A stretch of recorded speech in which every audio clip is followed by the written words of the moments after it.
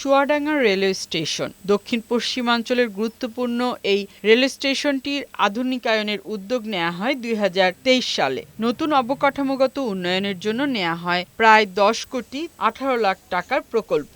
চুক্তি অনুযায়ী প্রকল্পের কাজ শেষ করার সময়সীমা নির্ধারণ করা হয়েছিল ৫৪০ দিন, কিন্তু সেই নির্ধারিত সময়সীমা শেষ হয়েছে প্রায় ১.৫ বছর আগে। এরপরও পুরোপুরি শেষ হয়নি এর নির্মাণ কাজ। প্রকল্পের কাজ দীর্ঘায়িত হওয়ায় সবচেয়ে বেশি ভোগান্তিতে পড়েছেন যাত্রীরা।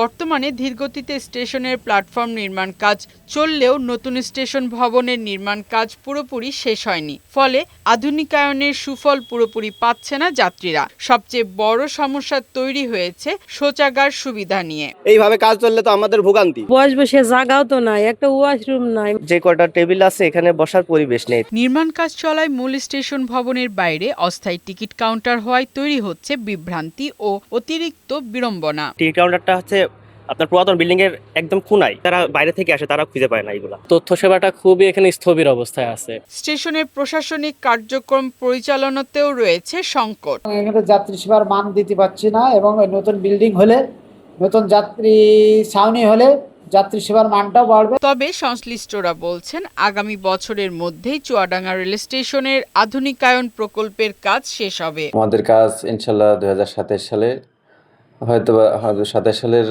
মোটামুটি মে জুনে ইনশাল্লাহ শেষ হয়ে যাবে আশা করতেছি আমরা। ফারহানা শিমু, বৈশাখী সংবাদ।